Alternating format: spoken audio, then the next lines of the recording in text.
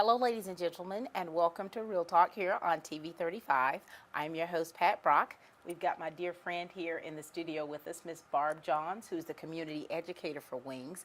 And as you all know, October is National Domestic Violence Awareness Month, and there are a lot of things that are happening in the community, definitely to promote and help people get an understanding about domestic violence. And who better than Barb? How are you, Barb? I'm good. Thank you. How are you? Doing well. Good to see you. Thank you much. Now, we know in October the 30th, you've got something big happening. Why don't you share that with us? Yes, we do hope that it is big. It's going to be a proclamation signing, hopefully by one of our commissioners or more, or maybe even the mayor. And it's going to be over at the commissioner's office, which is right across from the courthouse. And it's a very short, sweet program type thing, because I know everybody's just so busy running 10 directions. So it'll be 4 to 4:30. And we really encourage just about anybody that would like to come to please come. Absolutely. And you know, and when you're talking about domestic violence, that's a very sensitive subject matter. Yes. Isn't it? And I know that with your position, you talk to people from all walks of life, and of course you've experienced some things in your own personal life that you're able to be transparent about, so that you got an understanding about domestic violence. Yes. What have you all been doing in the schools lately? Anytime that they invite us to come to the schools to give any kind of a presentation, then we really like to do that, because I guess you could say one of the things that I feel is important, along with probably studies would confirm, that the younger that you get the information out, perhaps that would be really helpful in prevention.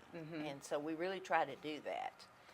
And you know, that's a good thing, because I don't even think young people realize, like, the relationships that they're in. Some are dating so young nowadays, and so that the propensity for something to occur at an early age is already set before them. Yes. And so when you're talking about dating violence. So in dating violence, share some different things that young people may not even understand or realize that can lead to. Oh my goodness. There are just a lot of different signs that they need to pay attention to. And of course, sometimes there's misinterpretation of someone being controlling as being they must really love me. Right. If they're trying to tell you how to wear your hair, how to walk, how to talk, who to be with, and all these things, and they think texting 10 times a day, where are you, what are you doing, how is it, I want to know who you just talked to, and all that kind of thing. They're thinking, boy, they really do love me. I know, they love me. They really love me. And I'm, you know, when I give my presentations, I'm like, no. And some of them agree with that very rapidly, and then there's others that are looking at me with question marks on their face, like, what in the world does she mean by that? So they're getting it, I believe. They're getting it. And I said, even if you aren't in a relationship, in other words, well, I don't have any boyfriend, I don't have a girlfriend. Well, that's okay. You may one day, and it might be fairly soon. But also, not only could it be beneficial and helpful to you, but it might be helpful for somebody you know. Right, to be able to, if you can see the warning signs for some of your friends, you can kind of pull him or her to the side and say, look. Exactly. And so you're getting the opportunity to go into the schools. So which schools have you been able to visit and share with? For the most part, as far as classes, we have been able to get into West Lawrence, East Lawrence, Dublin, and some of the surrounding counties, and to teach safe dates at Dublin High School, which was really neat experience. And that was our freshmen. And then we also have, for February, you know, every month's got something. And February is Teen Dating Violence Awareness Month, National Teen Dating Violence Month. So during that month, we try to target as many schools as possible, middle school, high school, at least for initial exposure, even if we might not get to teach. Now tomorrow, I will be going to Wilcox, for instance, and so we'll get to teach a class at that time over there. So just trying to really spread the word and help them to become aware of what they need to look for. That's good. And identify and that kind of thing. Do you ever find, like, after you've spoken somewhere, do you have kids that come up to you, like, after? Interesting, yes.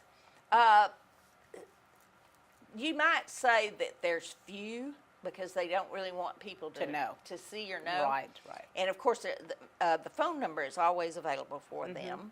And ironically, it has happened that we have had some students who were in classes Mm-hmm. who did get their mamas to come on to shelter. That's good.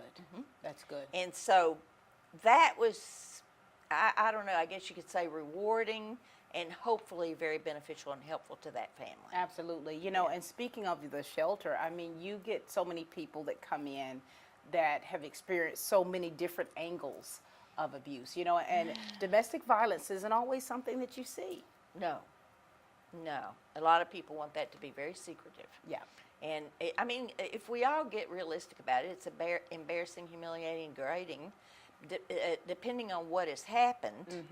And you just don't really want people to know sometimes because we still have an element of victim blaming, I think, Right. that still goes on. Like, what'd you say? What'd you do? They seem very nice to me. That kind of thing. Well, because a lot of times abusers are chameleons. You know, they'll be very charismatic in one setting, but when the person that is being abused, they see them in a whole different light. Oh, my goodness, yes. That Oh, absolutely. And, you know, Yeah. one thing that I do want to make clear, and that is that there are some mean women out there. correct. So I don't want it to ever seem like, and I do bring this up in our classes, that it's just guys against girls. Right. It right. isn't always that way. You're absolutely right. And so as long as we can get that message out that it can be anybody, I think we're going to be making some strides, hopefully. That's right. And you know, you can take that into the schools where you see female bullies, you know, coming from moms who are bullies. Oh, I you know, know that generational thing. So you see that every day. It's terrible. And you can see, I'm sure, of course, in your line of work, where it initially starts, where you can see the progression and what it can, you know, It's sad. go to. Because some people can identify it in somebody else, but not themselves. Right, right. That can be kind of a strange thing. And I think that it's hard sometimes to be the friend or the family member of someone that is being abused when you can see what's happening here, whether it's a controlling relationship, you know, the verbal abuse, where they're, you know, talk down at you. And to try to really be that support system for your loved one, that can be Exactly. hard too, can it? Absolutely. Yeah.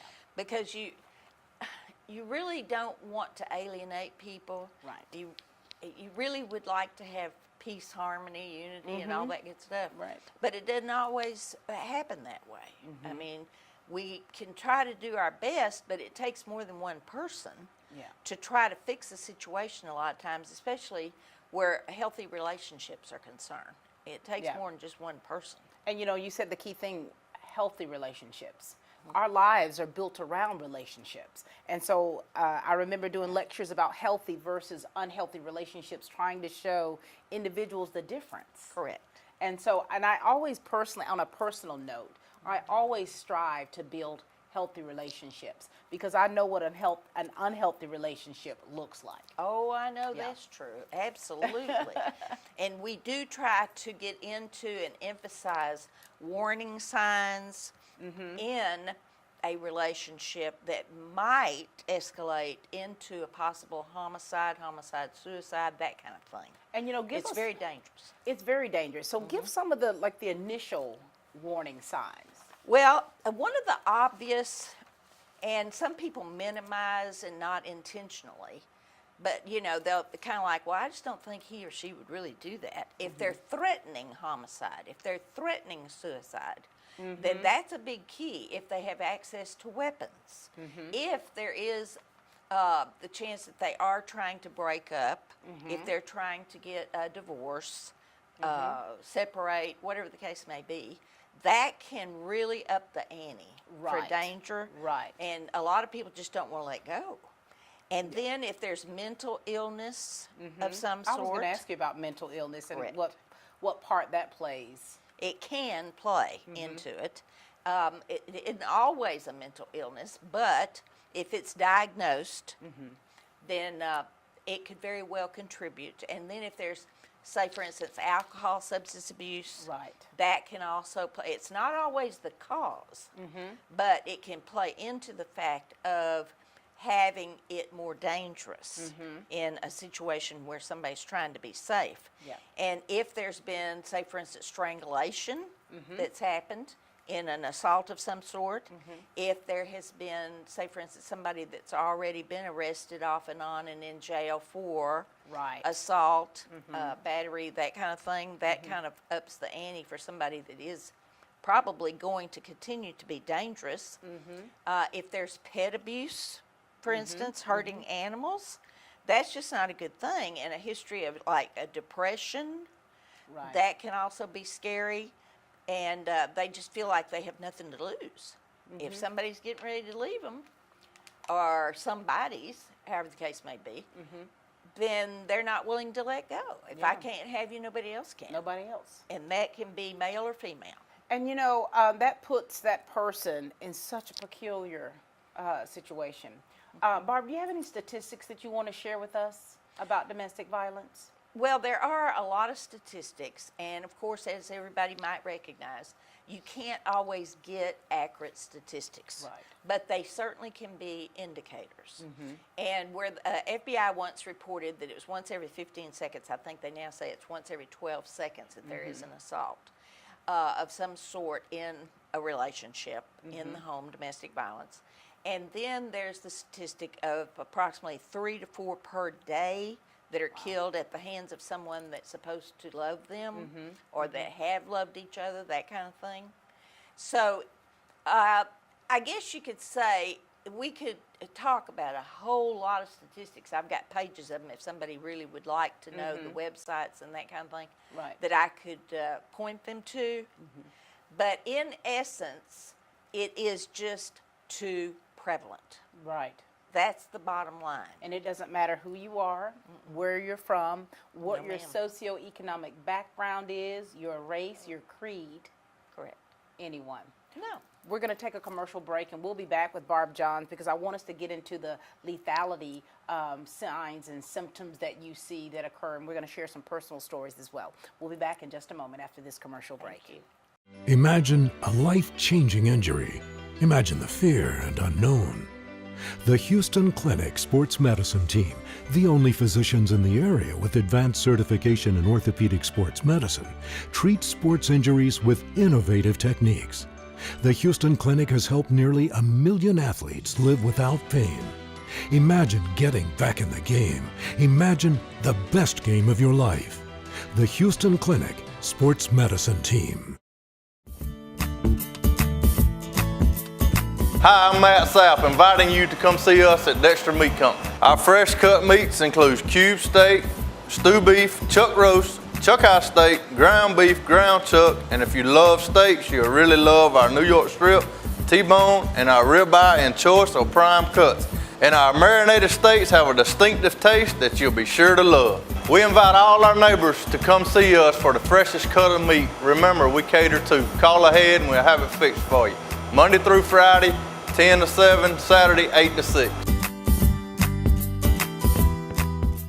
We're back, ladies and gentlemen, with Ms. Barb Johns, who's the community educator for Wings, and we've been sharing just about, domestic violence, some different things that you need to look for, some signs, some different symptoms, and how we ourselves really need to be advocates against domestic violence. We're going to get into something else now, Barb, where you're teaching about the lethality of when domestic violence becomes lethal.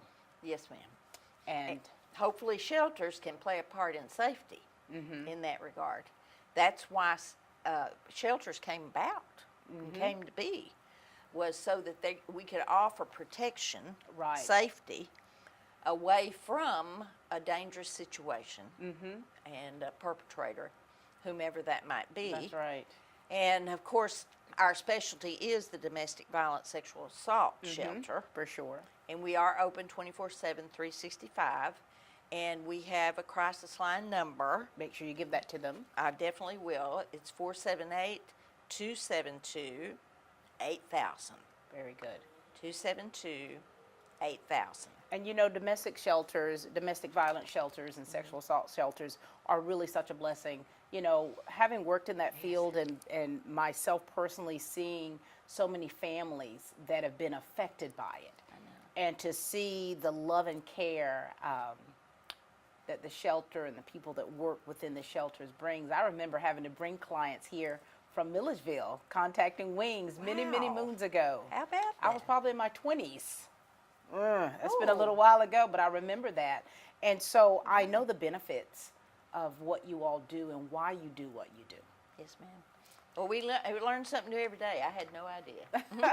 And you know, when we're talking about when something becomes lethal, I'm going to share a bit of a story with you all from my family. September the 22nd, 1974. My aunt, who was, you know, married to someone probably 30 years her senior, and they had several kids together, and she was involved in domestic violence. And one of our family friends, you know, she had commented when I posted this, the article that was in the Courier Herald. I posted it on Facebook, just kind of resharing. You know, during this time, I always think about that incident. I know it. And I was 4 years old at the time. And I did a little research to kind of see what really happened.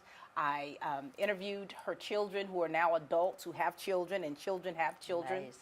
who actually witnessed that and how it affected them. And one of her sons, you know, he killed her at the city hall. She was going up trying to get to the police station, and they had the kids in the car, and he shot her from behind. And, you know, if you ever go to City Hall, you'll see a huge stain still there in the cement 40-something years later. My goodness. And that was my aunt's blood, my mom's sister. And what that took my family through. Yeah. Even though, like, family members knew what was going on, and she would, you know, Sure. try to get help here and there, but she never would, you know, follow through. Right. You know. And to see how that affected my family, because we had just lost my brother and it just lost my mom. And so sad. to see how that domestic violence, which became lethal, how it has affected a generation of people. Exactly. But the truth still remains the same, that domestic violence can affect anybody, Oh, I any know it. family, anywhere, any given Exactly. time. Exactly. That was my first knowledge of domestic violence. I remember looking up into her casket. Oh. That's how I remember her face. Yeah. Poor thing. That's awful, Pat. And so here I am, 48 years old, reliving that and just trying to, you know, help myself navigate through the sense of it. And so that was in the Lawrence County area? That's correct. That Okay. was right here in Dublin, right there at the City Hall. Dear heavens. And so when a family goes through that generational thing, Right. how do you break that cycle? What do you do? You know, how do you counsel a family that had that happen to their mom, you know, to their dad? How do you work with the family to make sure that that curse is broken? Well, that's a very good question. Yeah. And I wish that there were steadfast answers. But unless an individual or a family reaches out to try to get help, Yeah. there's really not a whole lot that can be done. And one of the first things that we are on the front lines about Right. is just trying to get safety for the victim to get away from that situation. Now, I'm sad to have to say that there's not a whole lot of people in the area that are trained Right. to be able to do family counseling, couples counseling, where there are domestic violence issues. I wish there were. And of course, there are times where our program and the movement itself emphasizes individual counseling Right. before there's ever a consideration, if it's a violent, abusive relationship, for them to go to any couples counseling. Right. Because, as one might guess, if you're in a real abusive, violent relationship, you do not feel comfortable giving information in front of a third party and then have to leave together, Correct. that's not very comforting. So we're hopeful that at least the victim reaches out and tries to get help for herself or himself, whoever the victim may be, Right. and try to get children out of it so that they're not going to witness and possibly repeat behaviors. Right. Because up to the age of 2, they're at really high risk. Believe it or not, a lot of people find that hard to believe. But up to the age of 2 can be very dangerous as far as what all they're learning when people don't think they are.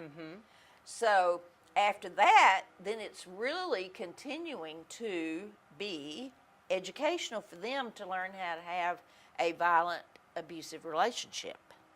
And what a marriage is supposed to be like, quote unquote, if that's all they're seeing. Right. Correct. So we're hopeful that even though we don't have a full service program that includes the counseling aspect for families, that at least if they were to get their own individual counseling for the issues that they seek and want, that's one of the biggest keys. You have to want to change. Yep. You're right. And people can't change anybody. It's all a matter of do they want to. You're absolutely right. So we're very hopeful that that will be what happens, because most people really would like the relationship to work. Of course. They would. Of course. But sometimes it's just not going to happen. Right. You know? Wow. And you know, and a lot of times because of our beliefs, you know, we'll stay in a marriage Absolutely. throughout the abuse, the demeaning, whatever, throughout the adultery, we'll stay in a marriage. Yes. You've seen that, haven't you? Oh, my. There are times where family members will even say, you made your bed, lay in it. Oh, wow. You know it? So you're just going to have to learn how to put up with it, or whatever the case may be. And then you've on occasion have ministers that perhaps are rabbis or whoever we're talking about, who may not know the dynamics. Right. They're not really educated at for that particular type of education on the dynamics of domestic violence. So therefore, they sometimes will think if you light candles and you pray enough and do this, that, and you go by the scriptures about love beareth all things, beareth all things, and then there's others that they take as the literal translation, when in fact it could be very, very dangerous for somebody to be staying in that relationship. Right. They don't necessarily have to get a divorce, but at least be apart, be safe, to try to work on issues before you tell them that, oh, well, you just need to go back and pray your way through and do what they tell you to do, kind of thing. And then everything will work out. So that's what- not the way it is. Right. So what would be great is for, you know, trained domestic violence awareness, you know, educators can get into those churches and come to those organizations so that they can, for one, work with the leaders to help them, Yes. give them an understanding about domestic violence and ways that Yes. they can actually help the members of their congregation. Because, you know, being Yes. in the Bible Belt, there's so many different churches here and so many people Absolutely. a part of churches and organizations to where you would be a fool if you thought that there was no violence or any kind of abuse going on in those churches. Oh, I know. It's And horrible. so we definitely want to admonish the ministers here in Dublin, Lawrence County to make sure that you either get someone to help you educate about domestic violence. Don't turn a deaf ear or a blind eye No, please to don't. issues that do happen and occur, and it doesn't matter with whom they're with. That's right? exactly right. And there are a lot of trainings available, different places online and all these kinds of things. If Right. you don't feel like just getting up and going to a training, you can Google and search, and there's Right. just information all over the place. We're the information society, basically. And so that can sometimes be very helpful. And I know that there are a lot of the denominations, and they have found that they've had to change their way of thinking, and they have.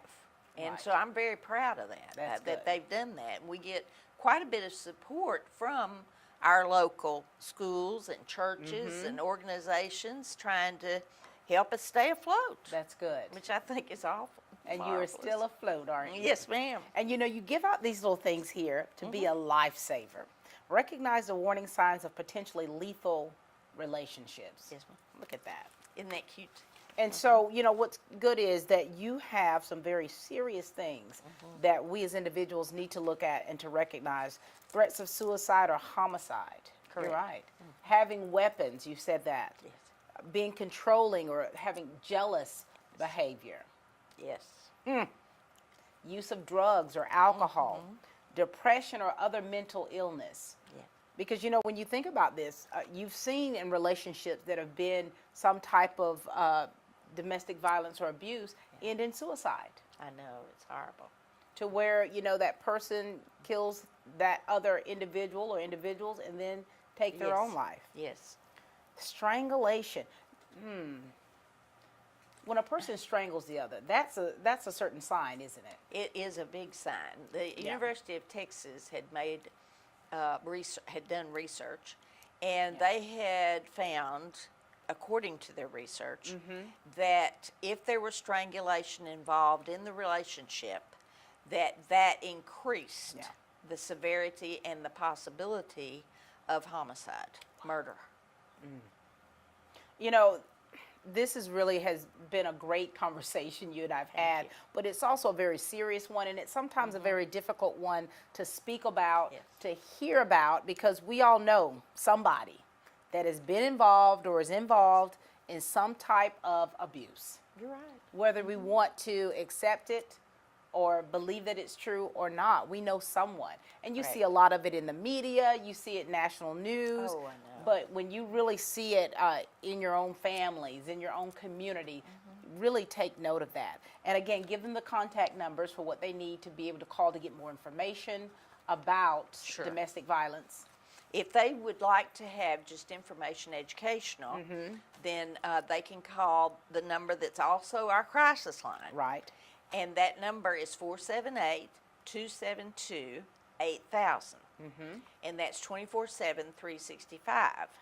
And they can either want to see about perhaps coming into shelter for safety, or they can ask a request to speak to me if they would like to see about a presentation of Sunday school class or a meeting of the missionary ladies or whatever it ends up being. Right.